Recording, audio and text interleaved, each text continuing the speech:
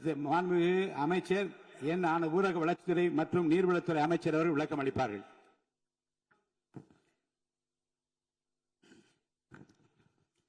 மாண்புமிகு பேரவைத் தலைவர் அவர்களே, மாண்புமிகு முதலமைச்சர் அவர்களே, காவேரி நதிநீர் விவகாரத்தில் தமிழக விவசாயிகளின் வாழ்வாதாரத்தையும் நமது மாநிலத்தின் வரலாற்று சிறப்புமிக்க நதிநீர் உரிமைகளையும் காப்பதில் இந்த அரசு துளியும் சமரசம் செய்து கொள்ளாது என்பதை இப்பேரவையில் உறுதியாக தெரிவித்துக் கொள்கிறேன்.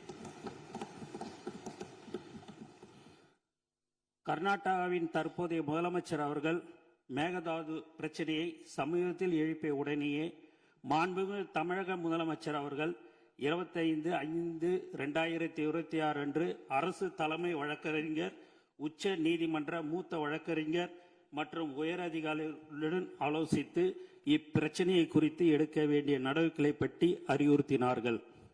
அத்துடன் நிற்காமல் நமது மாண்புமிகு முதல்வர் அவர்கள் அடுத்த நாளே 26/5/2026 தனது கடிதத்தின் வாயிலாகவும் 27/5/2026 அன்று மாண்புமிகு இந்திய பிரதமர் அவர்களை நேரில் சந்தித்து மேகதாது திட்டத்திற்கு எவ்வித அனுமதியும் அளிக்க வேண்டாம் என மீண்டும் வலியுறுத்தினார்கள். மாண்பு தமிழக முதல்வர் அவர்கள் 25/5/2026 அன்று உத்தரவிட்டதின் அடிப்படையில் தமிழ்நாடு அரசு சார்பாக புதுடெல்லியில் உள்ள தேசிய பசுமை தீர்ப்பாயத்தின் முதன்மை அமர்வில் மேகதாது திட்டத்தை எதிர்த்து 27/5/2026 அன்று ஒரு மனு தாக்கல் செய்யப்பட்டுள்ளது. இந்த சூழலில் மாண்பு தமிழக முதல்வர் அவர்கள் 18/6/2026 அன்று அமைச்சர்கள், சட்ட வல்லுநர்கள் மற்றும் காவேரி தொழில்நுட்ப குழு மற்றும் பன்மாநில நதிநீர் பிரிவினை தலைவர் ஆகியோருடன் ஆலோசித்த பின்னர் மேகதாது திட்டத்தை எதிர்த்த ஒரு தீர்மானத்தை முன்மொழியலாம் எனவும் அதற்கு அனைத்து சட்டமன்ற உறுப்பினர்களின் ஒருமித்த ஆதரவை கோரலாம் எனவும் முடிவெடுத்தார்கள்.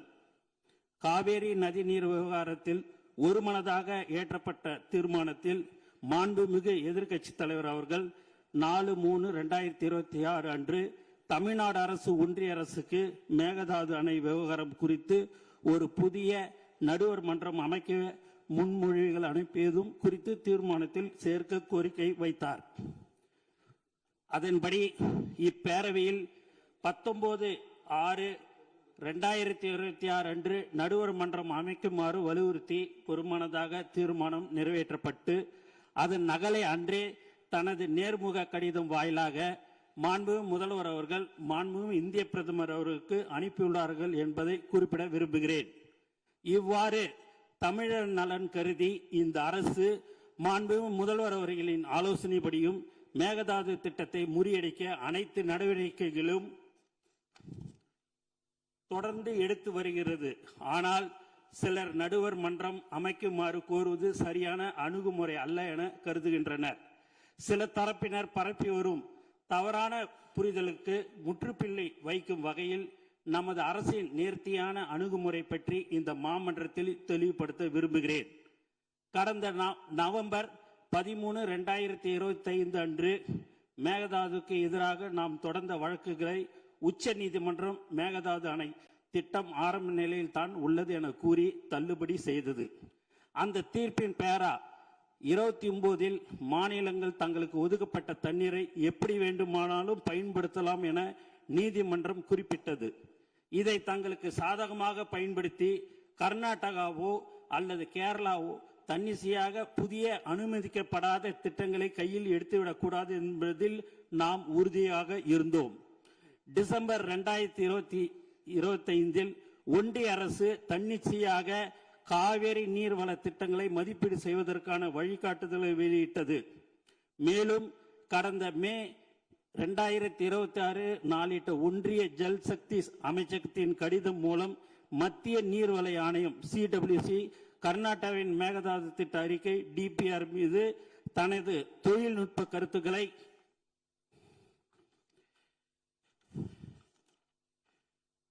வழங்கி அடுத்த கட்ட நகர்வுக்கு காத்திருப்பது அம்பலமாகி உள்ளது. இருப்பினும் இந்த வழிகாட்டுதல்களை கடுமையாக எதிர்த்தும் தமிழ்நாடு அரசு 9/6/2026 அன்று ஒரு கடிதம் எழுதியுள்ளது.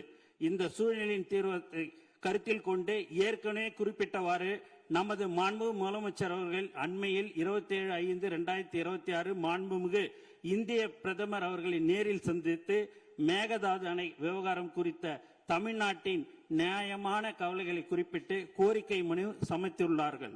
தமிழ்நாட்டின் ஒப்புதல் இல்லாமலும் நடுவர் மன்ற தீர்ப்புக்கு முரணாகவும் மேகதாது பகுதியில் எந்த ஒரு கட்டுமான பணிகளும் அனுமதிக்க கூடாது என்று அக்கோரிக்கையில் மிகவும் வலியுறுத்தி கேட்டுக்கொள்ளப்பட்டுள்ளது. 2018 உச்ச நீதிமன்ற தீர்ப்பின் மூலம் தமிழ்நாட்டிற்கு உறுதி செய்யப்பட்ட 50% நம்பகத்தன்மை கொண்ட 740 TMC தண்ணீர் பங்கீட்டை எந்த ஒரு புதிய நடுவர் மன்றமும் மாற்ற முடியாது. எனவே கர்நாடகா தமிழ்நாட்டிற்கு அளிக்க வேண்டிய 176.25 TMCயில் எந்த மாற்றமும் ஏற்படாது. 177.25 TMCயில் எந்த மாற்றமும் ஏற்படாது.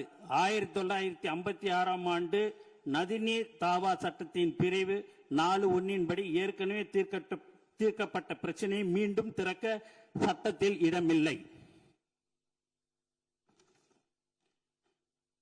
2018 தீர்ப்பில் உபரி நீர் சர்ப்ளஸ் வாட்டர் குறித்து துல்லியமாக கணக்கிடப்படவில்லை.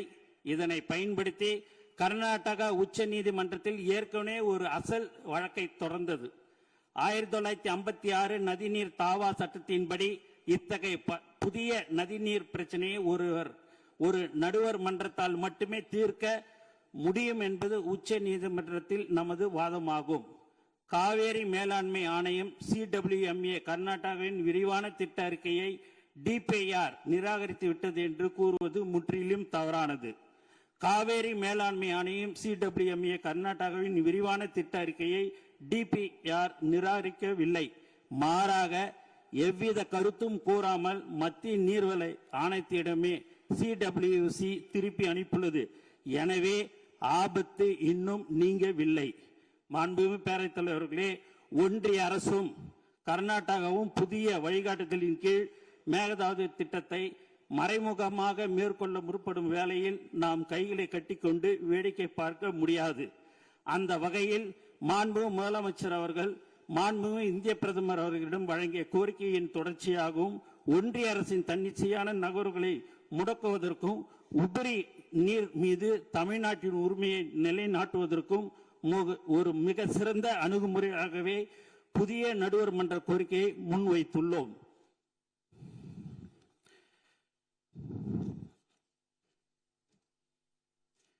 புதிய நடுவர் மன்றம் அமைவதால் தமிழ்நாட்டிற்கு எந்தவித பாதிப்பும் ஏற்படாது என்பதை இப்பேரவைக்கு மிக உறுதியுடன் தெரிவித்துக் கொள்கிறேன். நன்றி. மாண்புமிகு நோ கிளாரிபிகேஷன். மாண்புமிகு அமைச்சர் அவர்கள் பேசுகிற போது 117.25 என்று சொன்னால் 117.25 என்று எடுத்துக்கொள்ள வேண்டும்.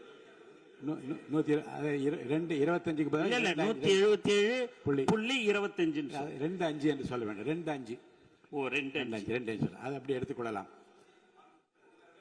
மாண்புமிகு அமைச்சர் அவர்கள் மாண்புமிகு அமைச்சருடைய விளக்கத்தை மாமன்ற உறுப்பினரும் நாடும் கேட்டது. உட்காருங்க.